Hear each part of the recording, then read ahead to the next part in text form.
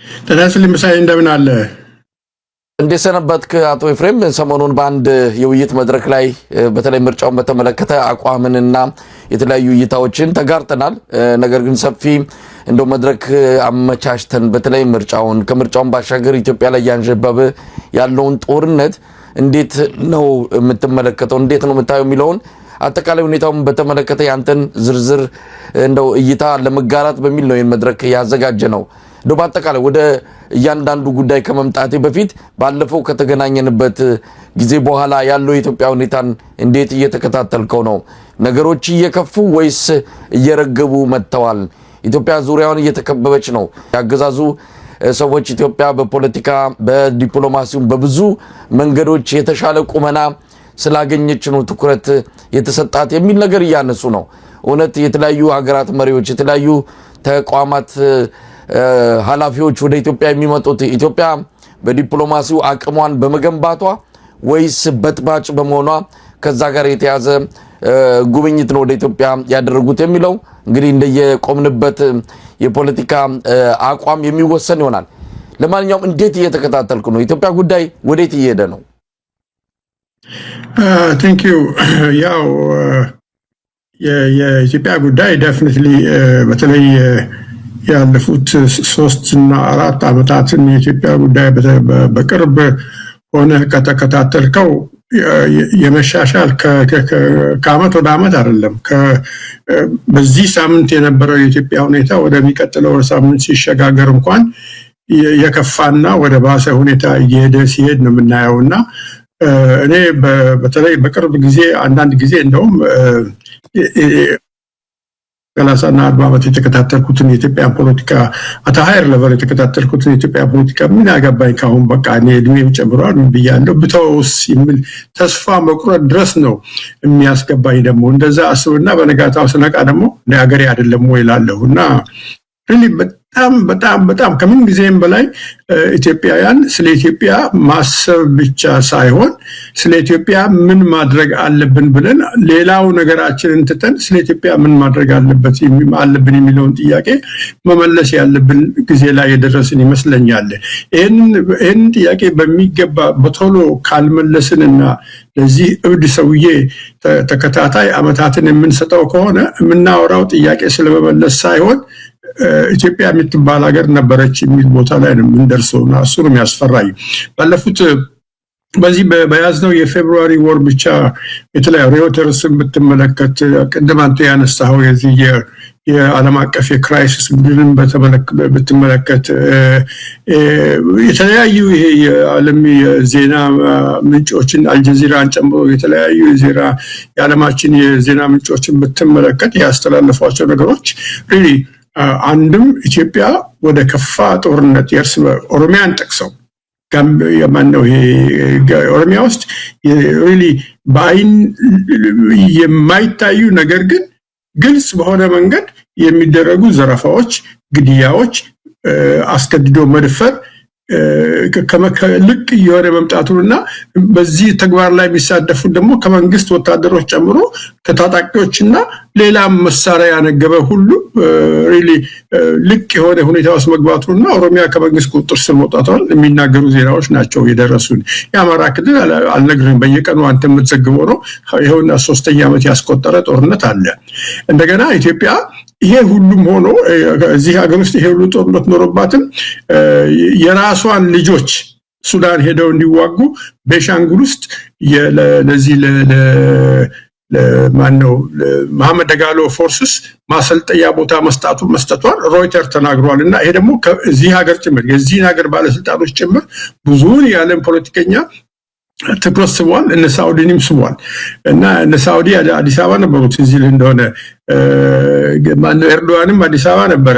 እነዚህ ሰዎች አዲስ አበባ የሄዱት የአዲስ አበባ የኢትዮጵያ መሪዎች የዲፕሎማሲ ችሎታቸው ስለበለጸገና ከፍተኛ ስለሆነ ሳይሆን ኢትዮጵያ የምትሄድበት መንገድ ስላሳሰባቸው ነው ኢትዮጵያ የመጡት። ከሳውዲም መሪዎች ከማንነው ተልእኮ ቡድን ጋር ከኦርዲጓንም ጋር የተደረገው ንግግር ስታይ የኢትዮጵያን መሪዎች ያስደሰተ አይመስለኝም። ምክንያቱም የተናገሩት ማስጠንቀቂያ ነው እና እንደገና አሁን ደግሞ በዚህ the last week and half ባለፉት ሁለት ሳምንት አካባቢ ደግሞ በጣም የሚያስፈራና really ይሄ ነገር ከሆነ የኢትዮጵያ መጨረሻ ሊመጣ የሚችል መሆኑን ያሳያል። የኢትዮጵያ ከባድ መሳሪያና ከፍተኛ ቁጥር ያለው የኢትዮጵያ ወታደር ከያለበት ተጠራቅሞ ወደ ትግራይ ድንበር እየሄደ መሆኑን የሚያሳየው ይሄ በአንድ በኩል ከህወሓት ፎርስስ ጋር ለመዋጋትም ሊሆን ይችላል፣ በአንድ በኩል ደግሞ ከኤርትራም ጋር ኤርትራም ያለችው በዛ በኩል ስለሆነ ከኤርትራም ላይ ያተክሮ ሊሆን ይችላል እና በጣም የሚያስፈራ አይነት ሁኔታ ውስጥ እየገባን ነው። እኔ ኢትዮጵያ ውስጥ በነበርኩበት ጊዜ ከህወሓት ጋር የተደረገውን ጦርነት በቅርበት ተከታትያለሁ አዲስ አበባ ሆኜና ያኔ የነበረውን የኃይል አሰላለፍ ስትመለከት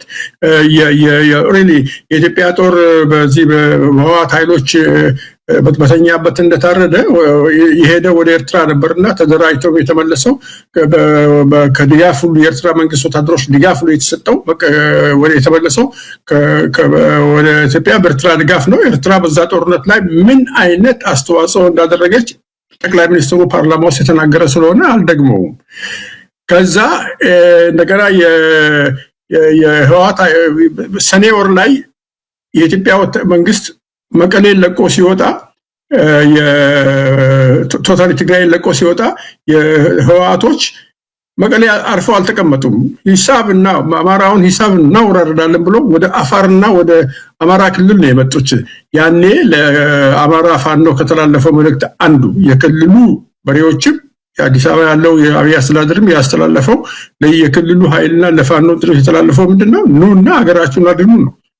ተሰልፈው ሀገራቸውን ለማዳን ተሰልፈው የሰሩትን ስርዓት አለ። ፋኖ የተሰለፈው ከማዕከላዊ ከኢትዮጵያ ወታደር ጋር ነው። ኤርትራም ከኢትዮጵያ መንግስት ጋር ነው። በአጠቃላይ ብዙ ኃይሎች ነበሩ ከህወሓትን የገጠሙ የኢትዮጵያ ኃይሎች። ስማቸው እንኳን የኢትዮጵያ ጥምር ኃይሎች ነበር የሚባለው። ያን ጊዜ መከላከያ ብቻ አልነበር የሚባለው።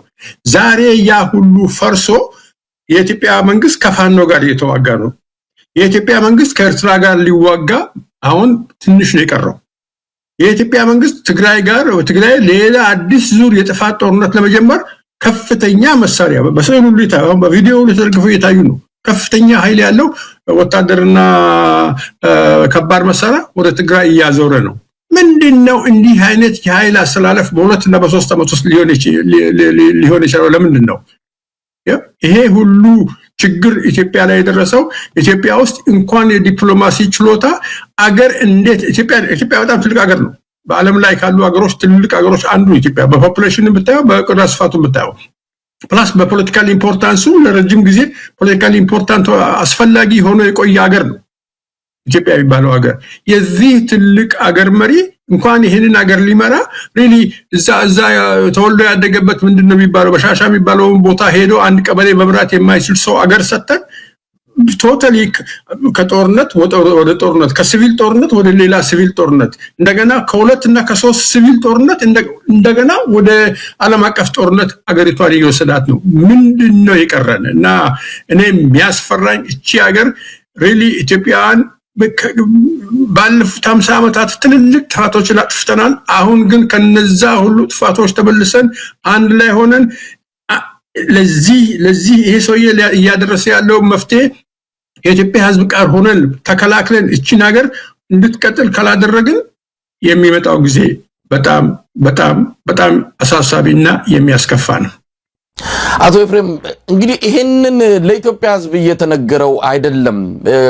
በአብይ አህመድ እጅ ስር የሚገኙ መገናኛ ብዙሃን በአጠቃላይ የሀገሪቱ የሚዲያ አውታሮች በሙሉ ሌላ ዓለም ላይ ነው ያሉት። አሁን እንደኛ አይነትና አንዳንድ ሚዲያዎች ትንሽ እንደው ሰንጥቀው ገብተው ህብረተሰቡ ጋር ደርሰው ግድየለም ሀገሪቱ አደጋ ላይ ነው ያለችው የሚል የሆነ የማሳሰቢያና የመዘጋጃ ጊዜ እንዲኖራቸው መረጃ ከሚያቀብሉት ጥቂት ሚዲያዎች ባሻገር አብዛኛው የአብይ አህመድ ሚዲያዎች ሌላ ዓለም ላይ ነው ያሉት። ስለዚህ ህዝቡ ምንድነው መዘጋጀት ያለበት? እየሰማ ያለው ነገር ሌላ ነው። ሚዲያዎቹ የሚናገሩት ስለ ሌላ ኢትዮጵያ ይሁን በአጠቃላይ ኢትዮጵያን የሚገልጽ ነገር አይደለም የሚሰማባቸው። አብይም በዚህም በዛም እያለ ብልጭልጩንም የተወሰኑ ነገሮችንም በማሳየት የህዝቡን የትኩረት አቅጣጫ ወደ ሌላ ለማድረግ ከፍተኛ ዘመቻ ውስጥ ገብቷል። በዚህ ሁኔታ ህዝቡ ምንድነው መረዳት ያለበት? ትክክለኛው ነገር እንዲያገኝስ ምን መደረግ አለበት? የኢትዮጵያ ህዝብ በእርግጥ ከመንግስት ሚዲያዎች የሚቀርብለት ዜና የኢትዮጵያን እውነታ የሚነግረው ዜና አይደለም። ግን እንደዚህ አይነቱ መንግስት በሚቆጣጠራቸው ሚዲያዎች የኢትዮጵያን ህዝብ ብቸኛ የሚዲያ ሶርስ ሆኖ የሚቆጣጠርበት ዘመን አልቋል። የለም ያ ዘመን አሁን። እሱ እኔ ኢትዮጵያ ውስጥ ያለው ተማሪና ሰራተኛ ያለው በደርግ ጊዜ ቀረሱ። አሁን የተለየ ጊዜ ነው ያለው። አሁን እያንዳንዱ ኢትዮጵያ አብዛኛው አሁን ለምሳሌ ኢትዮጵያ ውስጥ በእጁ ላይ ስልክና ኢንተርኔት ሰርቪስ ያለው ሰው ምን እንደሚካሄድ ኢትዮጵያ ውስጥ ከተለያዩ እንትኖች ከተለያዩ ዜና ምንጮች መስማት ይችላል። እኔ ኢትዮጵያ ውስጥ በነበርኩበት ጊዜ ከተረዳኋቸው ብዙ ነገሮች ውስጥ አንዱ በአካልም ብዙ ቦታዎች ሄጄ ከሰዎችም ጋር ስገናኝ በተለያየ እንትን ሰው ከኢትዮጵያ የዜና ሚዲያዎች ይልቅ ትኩረቱ ሁሉ ዩቲዩቦች ላይ ነው እንጂ ሪሊ የኢትዮጵያን ዜና የኢትዮጵያን ቴሌቪዥን የዜና ምንጭ ነው ብሎ የሚያይ እንትን የለም። ፕላስ ከሱም በላይ ደግሞ እንደገና አማራ ክልል ውስጥ ምን እየተካሄደ እንደሆነ አማራ ክልል እኮ ስንል ደብረ ብርሃን እኮ ነው። በኢትዮጵያ በመላው ኢትዮጵያ ውስጥ የሚገኘው አማራ ራሱና አማራው የደረሰበትን በደል የሚያውቁ ኢትዮጵያዊ ሁሉ አማራ ክልል ውስጥ ምን እየተካሄደና ለምን ያክል ጊዜ እየተካሄደ እንደሆነ በሚገባ ያውቃል። ትግራይ ውስጥ ምን እንደሆነ ትግራይ ከቁጥጥር ውጭ እንደሆነ ትግራይ ባለፈው ምርጫ ያልተሳተፈ አሁንም የመሳተፍ እድሉ የመነመነ እንደሆነና ሪሊ ከመንግስት ጋር ያለው ግጭት አሁንም ከፍተኛ ላይ ደረጃ ላይ ደረሰ እንደሆነ የኢትዮጵያ ህዝብ በደንብ ይረዳል። ይሄንን ሪሊ የህወሓት ኃይሎች መከፋፈል ኢንፋክት የዛሬ 5 ዓመት የህወሓትና የኢትዮጵያ መንግስት ጦርነት ሲጀመርና አሁን ላይ ያለው የህወሓት አቋም ተመሳሳይ እንዳልሆነ ብዙ ኢትዮጵያውያን ያውቃሉ። እና ይሄ ከውጭ ሚዲያዎች ከተለያዩ ከዚህ ከአንከር ሚዲያ ከተለያዩ የኢትዮጵያ ሚዲያዎች አንተን ከመሳሰሉ የተለያዩ ሚዲያዎች የሚተላለፍበትን መልእክት የኢትዮጵያ ህዝብ ይሰማል። ሰምቶም ሪሊ አንዳንድ የገዢው መደብ ደጋፊዎችና ከነሱ ጋር የሆኑ ሰዎች ኦፍ ኮርስ ቃለቃ ይሰልቡ ይሄለ እንደ አንተን እንዲህ ይሳደባሉ እኮ ግልጽ ነው። ይሄ በኢትዮጵያ ፖለቲካ ውስጥ የተለመደ ነገር ነው። የገዢው መደብ እንትኖች ሁሌም ከዚህ በፊት ተቃዋሚ የነበሩ ሰዎችን ጨምሮ ሪሊ እነሱ ከሚቆጣጠሯቸው ሚዲያዎች ውጭ የሚመጣውን ወሬ እንደ ቆሻሻ ወሬ እንደ ኢትዮጵያ ጠላት ወሬ እኔ ራሴ ይሄው የኢትዮጵያ ጠላት ከተባልኩ እኮ ቆየሁ። እኔ የኢትዮጵያ ጠላት ኮንኩኝ። ኢትዮጵያ እኮ ወዳጅ የላትም ማለት ነው። ኢትዮጵያ የሚወዳት ሰው ሪሊ እውነቴን ነው ከልቤ ነው የምናገረው። ኤፍሬም የኢትዮጵያ ጠላት ከተባለ ኢትዮጵያን የሚወዳት ሰው የለም ማለት ነው። ያን ያክል ነው ኢትዮጵያ የምወደው እና የኢትዮጵያ ህዝብ ዴፊኒትሊ ይሰማል። መረጃው ሙሉ አንዳንድ ጊዜ ትንሽ ቢቆዩም መረጃው ይደርሰዋል። ግን ይሄንን ህዝብ ሪሊ ማስተባበር አልተቻለም። ህዝብና ውሃ አንድ ነው። ውሃ ሪሊ ትልቅ ፓወር የሚወጣው ትልቅ ኃይል የሚወጣው ነገር ነው። ውሃን ገድበህ በደንብ በስርዓት ገድበህ ቦታ ሲዘም ስታደርገው ኤሌክትሪክን የመሰለ በዓለም ላይ ትልቁን ነገር ይሰጣል። ትልቅ ወንዝን ከገደብክ ደግሞ ኃይሉ የጨመረና ኢንፋክት ከአንድ ሀገር አልፎ ሌሎች ሀገሮችም የሚሸጥ ሊሆን ይችላል። ውሃን ካልተቆጣጠርከው ግን አንተኑ ሊያጠፋ ይችላል። ህዝብም እንደዛው ነው። ህዝብ ኃይሉ እንደ ውሃ ነው። ግን ህዝብን ካላደራጀኸው አመራር ካልሰጠኸው እንደ ውሃ ያበላሻል። እንደ ውሃ ምክንያቱም ሪሊ ህዝብ ውስጥ የተለያየ ሰው ያለው እና ይሄን የተለያየ ሰው የተለያየ እይታ ያለ ሰው የተለያየ ስትራቴጂክ አመለካከት ያለ ሰው የተለያየ ስልት ያለ ሰው ይሄንን ሰው ወደ አንድ ማዕከል አምጥተህ እዚህ ጋር አንተ ሄድ እዛ ጋር አንተ ሄድ እዚህ ጋር እናንተ ሆኑ ብለህ በስነ ስርዓት አሰልፈህ ለዚህ ለትግል ካላደራጀው በስተቀር ህዝብ ዛሬ ይነሳና ድብልቅልቁ ወጥቶ በረጋታው ይጠፋል። ከዛ 6 ወር አታየው። እኛ ኢትዮጵያውያን በተለይ የኢትዮጵያ ኤሊት